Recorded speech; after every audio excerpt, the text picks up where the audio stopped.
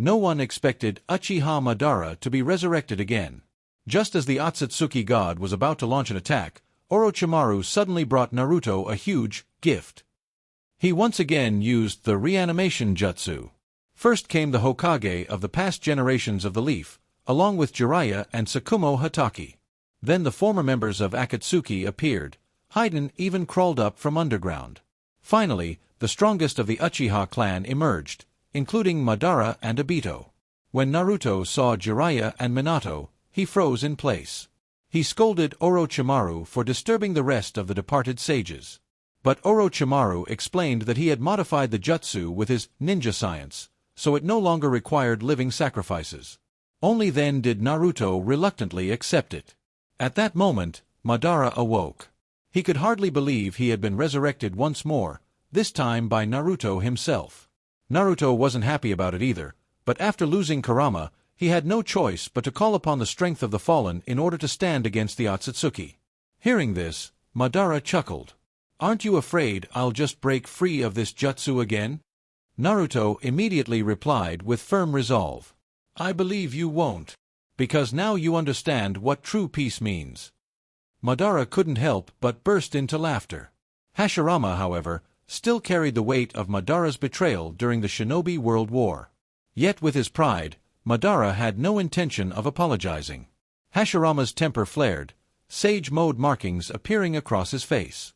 Madara clearly wasn't about to back down either. Just as the tension was about to erupt, Tobirama finally snapped. "Stop acting like children. You're the eldest one here. Let Naruto finish." The air eased a little. Naruto began to explain the situation with the Otsutsuki in detail. "In the battle with Ishiki Otsutsuki, I lost Kurama, and Sasuke lost his Rinnegan. Now the Otsutsuki clan is preparing to invade again. With the power we have now, we can't stand against them. That's why I've summoned all of you, so together we can defeat them." Sasuke added, "The Otsutsuki's base is the very place they took Boruto, Naruto's son, to feed the Ten-Tails and reactivate the infinite Tsukuyomi." When Minato heard that Naruto had a son, he was overjoyed, practically glowing like a brand-new grandpa. But Boruto, at that very moment, was caught up with something in Philadelphia, of all places, thanks to TikTok, so he wasn't around. The moment Madara heard the name Otsutsuki, the same clan that had deceived him for decades and even ripped out his heart, his rage ignited. He swore this time they would pay in blood. Just then, Itachi stirred awake.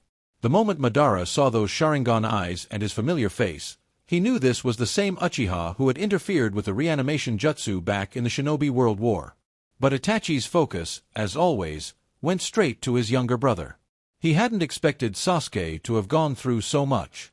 After Naruto finished explaining the threat of the Otsutsuki to the Hokage, Itachi's mind fully cleared. Sasuke finally stood before his brother again, and tears streamed down his face. Itachi smiled softly, relieved to see that Sasuke no longer carried the darkness in his eyes. "Tell me, what happened to you?" Sasuke confessed everything, the mistakes he had made throughout Shippuden. "If it weren't for Naruto, I never would have made it back. He never once gave up on me, and in the end, he pulled me out of the abyss." Itachi's smile widened. So it was Naruto. Entrusting him with what's most precious was the right choice after all. "You both have walked an incredible path. I always believed you would." Naruto, embarrassed, scratched his head.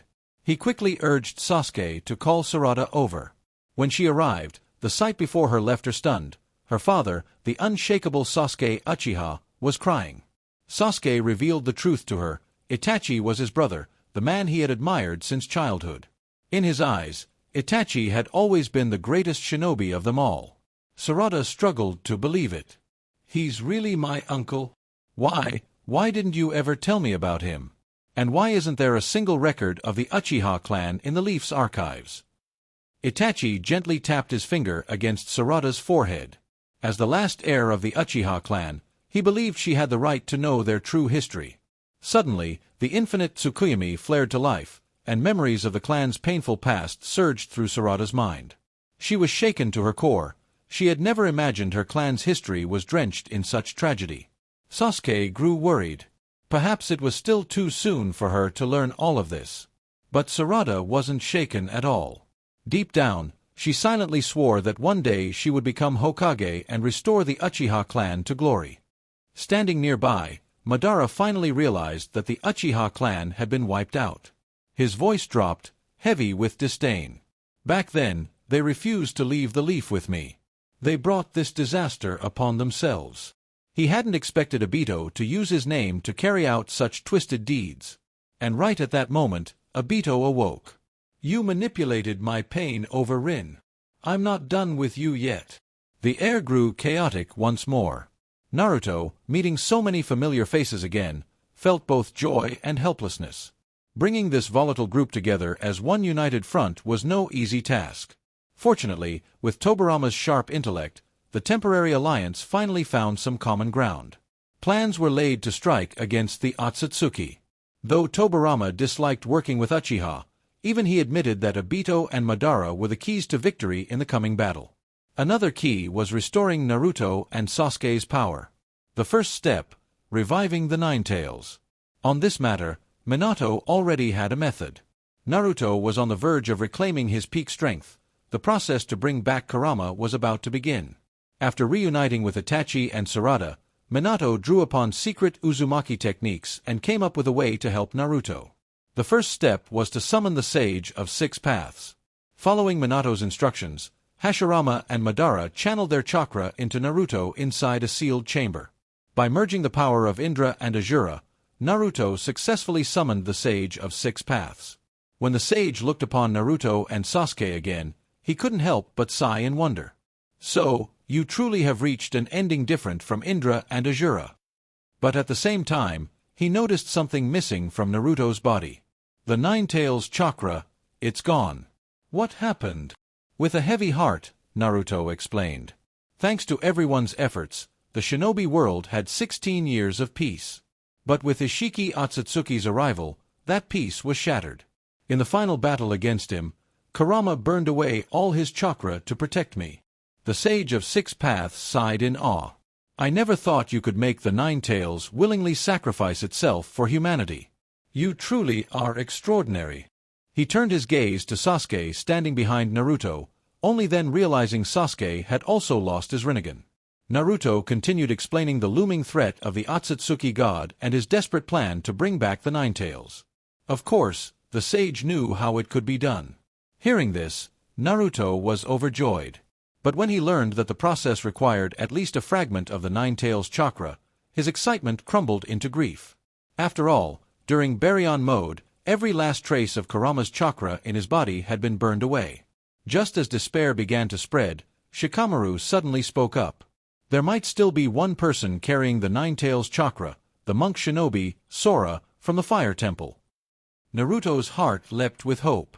Years ago, Sora had nearly destroyed the leaf after being consumed by the Nine Tails chakra inside him, until Naruto's Talk no Jutsu saved him from that darkness. Now, through Sora, there was finally a chance to bring Kurama back. Naruto praised Shikamaru with a grin. As expected of the leaf's #1 strategist. That very night, Naruto hurried to the Fire Temple. When Sora saw him arrive in the dead of night, he was stunned. You, the busiest shinobi in the world, coming here now? This must be serious. Naruto quickly laid out the whole situation. After hearing him out, Sora gladly agreed to transfer the Nine Tails chakra within his body. As the ritual began, both Naruto and Sora winced in pain. A moment later, Naruto's vision went black. In the darkness, a familiar golden chakra flared before his eyes. His heart pounded wildly in his chest. It was Kurama's presence. The next step was clear. Deliver this chakra to the Sage of Six Paths. The Nine Tails was on the verge of being reborn in its complete form. Against all odds, it would live again. With the remnant of Kurama's chakra taken from Sora, Naruto wasted no time rushing back to the sage. There, the sage explained the resurrection ritual in simple but grave terms. The key to reviving the Nine Tails was Naruto himself. As its perfect Jinchuriki in the past, he could gather Kurama's chakra more easily than anyone.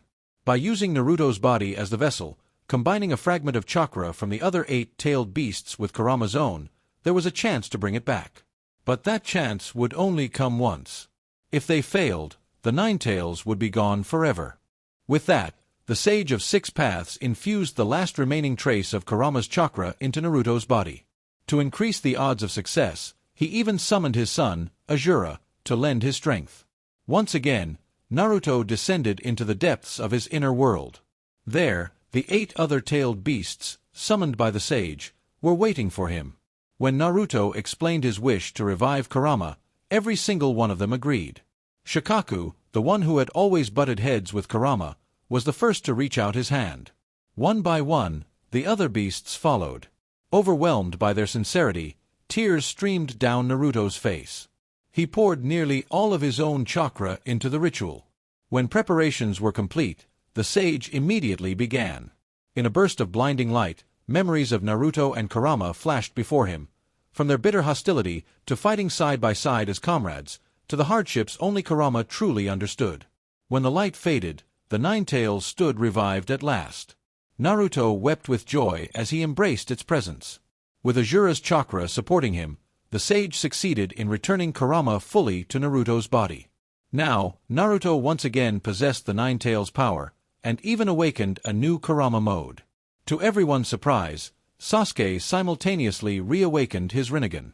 After Kurama's revival, the sage turned to Sasuke with a solution to restore his strength. The first step was to break the seal on his Rinnegan, which Ishiki had locked away. At the mention of a seal, Sasuke finally understood why he could still faintly sense Ishiki's power despite losing his eye. The Rinnegan hadn't been destroyed, only sealed. The sage then summoned Indra, born with the sage's eyes, and together they entered Sasuke's inner world. Though Sasuke had long heard legends of Indra, meeting him face to face was staggering. This was the crushing presence of the Uchiha's true ancestor. Looking at Sasuke, Indra was reminded of himself long ago. The only difference, he had once been manipulated by Black Zetsu into clashing with his brother. Sasuke, however, had broken free of that cycle of destiny. After a brief conversation, Indra began helping Sasuke restore his power. The first step was unlocking the Rinnegan. A surge of energy, both familiar and overwhelming, erupted inside Sasuke's body. So this is the power of the Rinnegan. I can feel everything returning, and this time, it's even stronger. This time, Sasuke awakened a pair of Rinnegan. Indra had passed nearly all of his strength onto him. As Indra's figure began to fade, he left Sasuke with a final message. Don't forget your own path as a shinobi. The history you and your comrades have built is truly remarkable. I must go now. Remember, you are my strongest descendant, because you chose a path different from mine, and the right one. With those words, Indra dissolved into countless motes of light. Sasuke quickly grasped the secrets of the dual Rinnegan and unleashed a brand new jutsu. This technique allowed Susanoo to shift its form more fluidly. Susanoo evolved into the ultimate lightning armor, maintaining its impenetrable defense while erasing its weakness in mobility. Seeing both Naruto and Sasuke regain their full power, Madara was overcome with emotion. He knew that while an Edo Tensei body granted infinite chakra, its limits couldn't be surpassed. No training could make it stronger. At his current level, he doubted he could stand against an Otsutsuki god. So he made a shocking decision. Using the outer path, Madara summoned the King of Hell statue. Then, with a forbidden spirit-binding technique from the Hokage clan, he fused his soul into the statue. After a series of grotesque crunching and swallowing sounds, Madara succeeded in resurrecting himself by a means other than the Rinne rebirth. The strongest lineup in shinobi history had officially been born. What no one expected was that Naruto had already grafted Hashirama's cells into his body. When Madara revived through the outer path, the fake Rinnegan in his Edo Tensei body instantly lost their light. Though he had promised to help Naruto fight the goddess Satsuki, in the end he chose to leave on his own, seeking greater strength. The truth was, Madara simply couldn't stomach working alongside Tobirama. Every time he saw him, he was reminded of Izuna's tragic death. Naruto felt both frustrated and resigned, though he had anticipated this outcome. Forcing Madara to stay was never realistic. As long as Madara kept growing stronger, he would eventually become one of the most reliable allies in the war against the Otsutsuki. Before parting, Madara and Naruto agreed to face each other in 3 months' time, a battle to decide who would lead their forces in the future. Naruto accepted with a grin, and Madara turned to walk away alone. The first thing Madara did was reclaim his Rinnegan. He went to the old hideout where Obito had once stored Sharingan, implanted 2 into his eyes, then used Hashirama's cells to reactivate the remnants of the White Zetsu army from the previous war. Finally, he ordered the surviving Zetsu to hunt down whoever had taken his Rinnegan after the Fourth Shinobi War.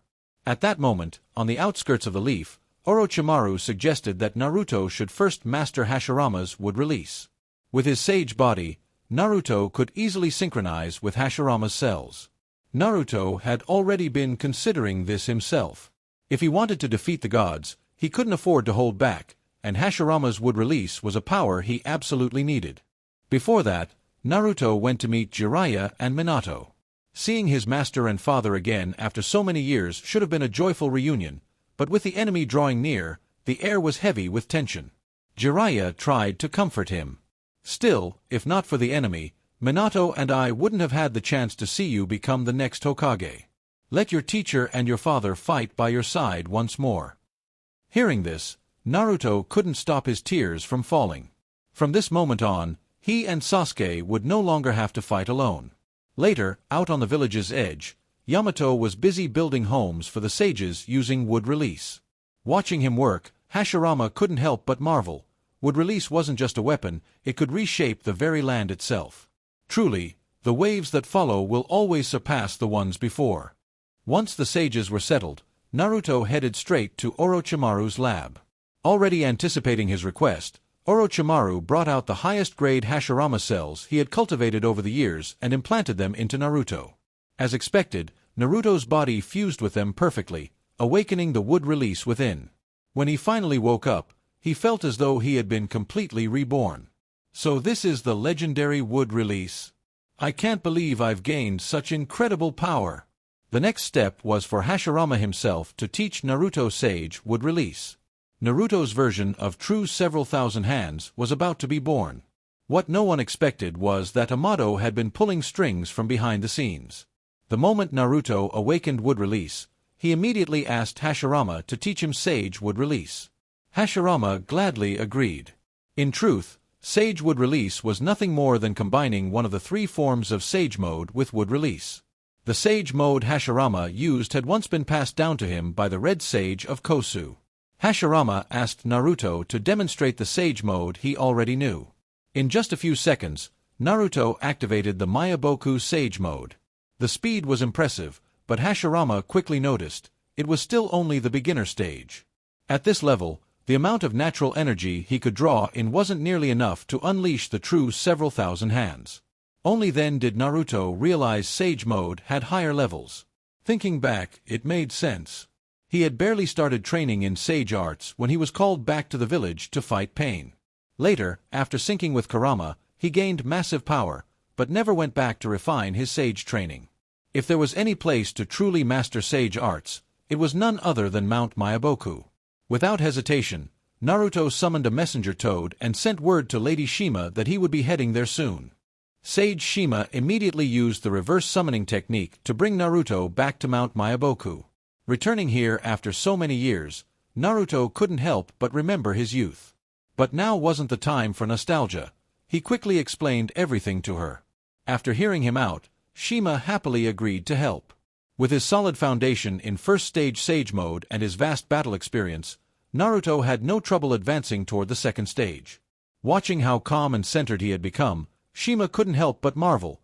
This boy was truly a genius, almost like a second sage of 6 paths. Within just a few days, Naruto had broken through to the second stage, the state of a mirror reflecting still water. New sage markings appeared across his face. Since the days of the Sage of 6 Paths, Naruto was the only one to reach this stage. At the request of the great Toad Sage, Shima then brought Naruto before him. Lately, the elder had dreamed of a golden-haired youth, eyes closed, his body covered in markings, battling a horned invader from another world. This, he said, would be the deciding battle, one that would either guide the shinobi world into unprecedented prosperity or plunge it into utter destruction. Hearing this, Naruto immediately understood. The enemy in the vision could only be the Otsutsuki god. His resolve to grow stronger solidified even further. Before leaving, he told Shima she was welcome to visit the leaf anytime, Jiraiya, after all, had been revived. Then he rushed back to the village. With Hashirama's guidance, Naruto quickly learned how to merge Sage Mode with Wood Release. Soon, the first version of his true several thousand hands technique was born. With further training, his Wood Release would only grow more refined. At that very moment, out on the leaf's outskirts, the figure lurking behind Amato finally revealed himself. To everyone's shock, Amato was the vessel of the Otsutsuki god. The instant Naruto mastered the second stage of Sage Mode, he sensed a wave of sinister chakra from afar. Without hesitation, he dashed toward the source at near teleportation speed. Standing before him was none other than Amato, the one who had kidnapped Boruto. His current goal was clear: to turn Boruto into the Ten-Tails Jinchuriki. Of course, Naruto would never allow that. Forming hand signs, he unleashed the Limit Break Seal. But the Otsutsuki god wasn't ready for an all-out fight just yet. Until he secured his next vessel, he didn't want to risk damaging Amato's body too soon. Instead, he cast the Heavenly Veil, dragging Naruto into another dimension while summoning Jigen, reborn from the god's hand, to deal with him. Naruto was caught off guard. Without a space-time jutsu, escaping this place would be a nightmare. Thankfully, Sasuke had been tracking his chakra and arrived just in time. The reborn Jigen carried all his past memories. Laughing maniacally, he roared, "This time, I'll finish you both right here." At those words, Naruto and Sasuke just exchanged a smile. Things were different now. Naruto tossed a smoke bomb to the ground, and out of the haze, a Raisin Shuriken shot forward. Jigen tried to absorb it, but realized too late it wasn't absorbable. That Raisin Shuriken was actually Sasuke in disguise. Sasuke hurled the Kusanagi blade straight at Jigen, then instantly swapped places with it using Ameno Tajikura. In the next second, he was already charging in with a Chidori. At the same time, Naruto closed in from the opposite side. Pressed by their combined assault, Jigen was forced to shrink his body to slip away. But Sasuke's Sharingan locked onto his rough position. Naruto followed up with a massive Rasengan. Jigen, still in his tiny state, had no choice but to absorb it. Sasuke quickly told Naruto to keep up the pressure while he leapt back, widening the distance. Then, calling forth his Black Rock Susanoo, Sasuke shaped its arm into a massive blade and fired it straight at Jigen, pinning him down. Jigen had no choice but to open a space-time portal to dodge. He couldn't believe how much stronger Naruto and Sasuke had become. Cornered by these two powerhouses, Jigen had to trigger his second form. Sasuke pressed harder, launching Susanoo's sword strikes mixed with fire release, majestic flame orbs, but Jigen evaded everything with his shrinking technique. Even though Naruto couldn't sense Jigen's chakra, he could easily feel his malice.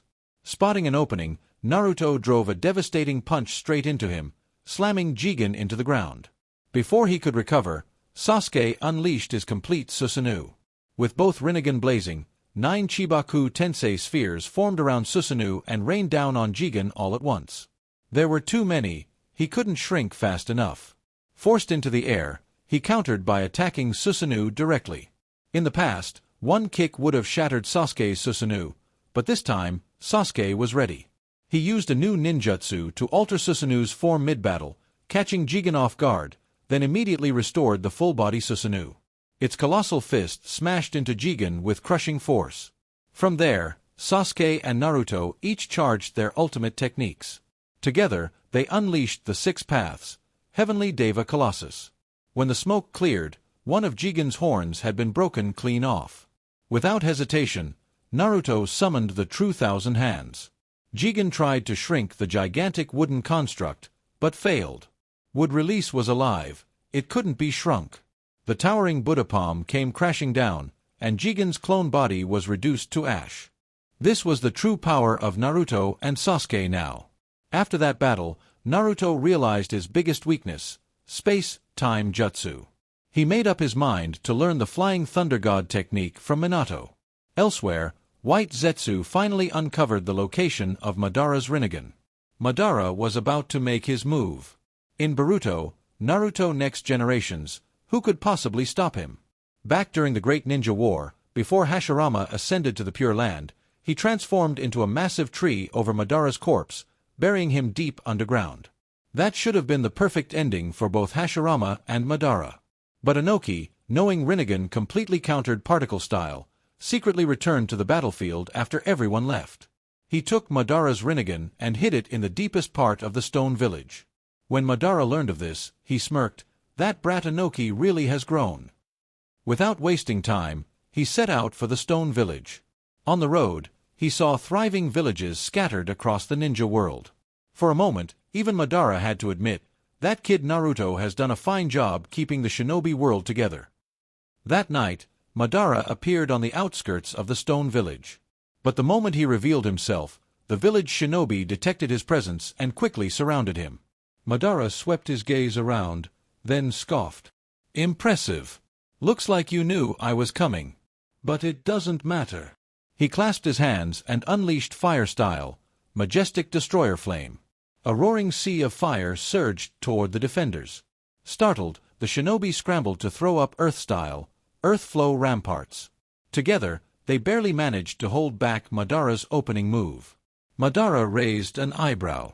So, peace hadn't made them lazy after all. Let's add some spice then. Still maintaining the firestorm, he formed new seals, wind style, vacuum storm barrage. Massive whirlwinds exploded inside the inferno, whipping the flames into a devastating torrent that ripped through the stone walls and tore straight toward the shinobi.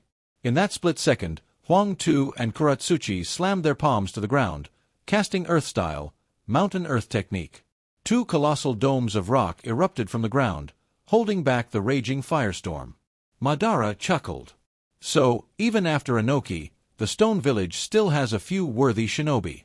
Let's see how you handle this. He pressed his hands together again, casting the tree-binding dome.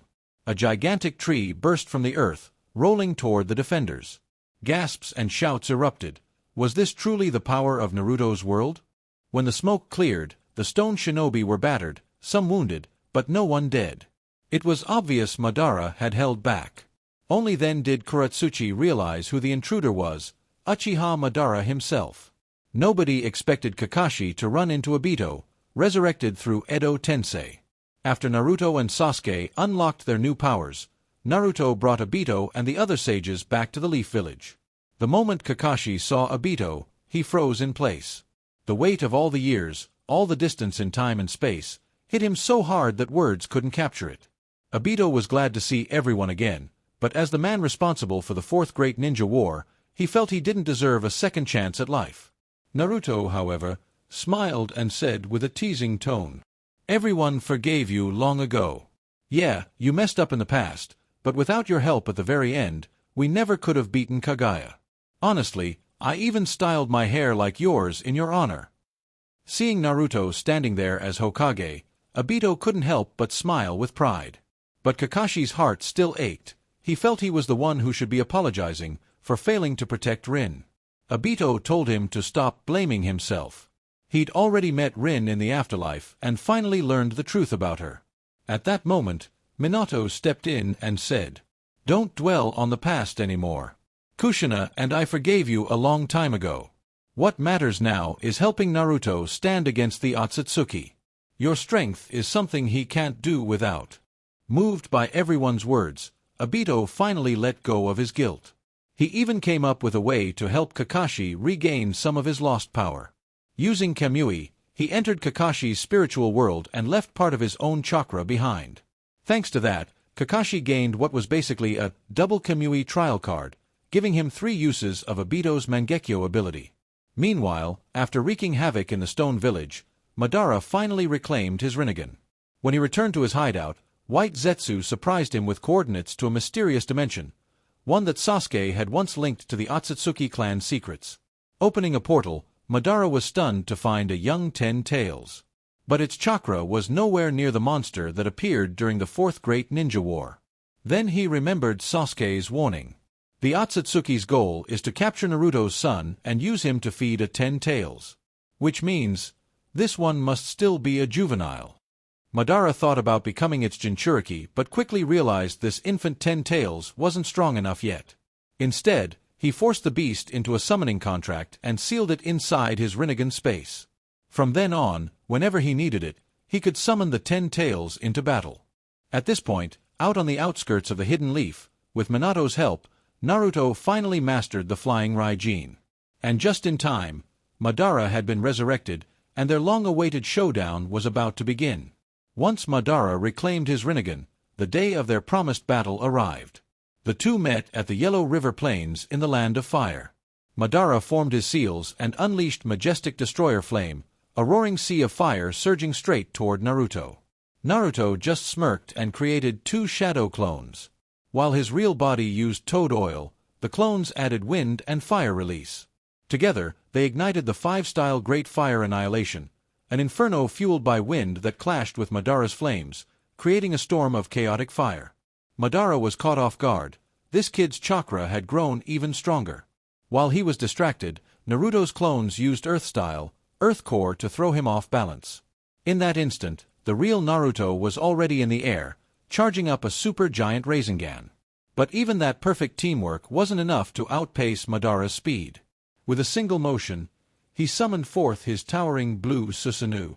Naruto instantly called the Toad Sages and multiplied into thousands of shadow clones. Madara swung Susanoo's blade, holding off the Toads and Naruto's army with ease. Suddenly, a massive hand shot up from underground, grabbing Madara's leg. He realized too late that Naruto had hollowed out the ground beneath him. 9 clones appeared at once, each hurling a Raisin Shuriken infused with different elements.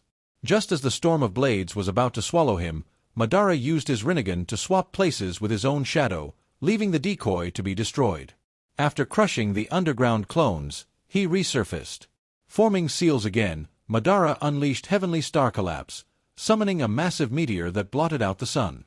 Naruto quickly dispelled his clones and used Flying Raijin to teleport back to the village. Madara's eyes widened. He hadn't expected the brat to master Flying Raijin too. Good. Keep impressing me. The meteor slammed down with earth-shaking force. As the smoke cleared, Naruto reappeared in a flash, teleporting back to the battlefield. Madara charged like a storm, but was suddenly blown backward by a shockwave from True's several thousand hands. Naruto pursued, wielding a wood-style Rasengan. But Madara countered with a more advanced version of planetary devastation. Instead of forming a separate core, he made Naruto himself the gravitational center. In an instant, massive boulders tore from the earth and buried him alive. Then, cracks began splitting through the prison of stone. A fiery chakra burst erupted as Naruto transformed into Kurama, shattering Madara's technique. Madara only laughed, thrilled, and unleashed his perfect Susanoo. 2 colossal titans, Susanoo and Kurama, collided with the force of gods.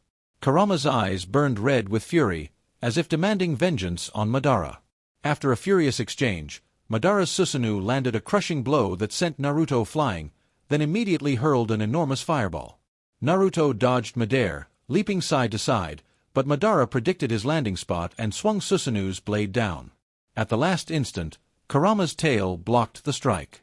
Naruto then coiled Susanoo with his tails, spawning 4 Kurama-sized shadow clones to attack in unison. But even their combined assault couldn't pierce Susanoo's impenetrable defense. One by one, the clones were destroyed. Now the question remained, could Naruto truly overcome Madara at this stage?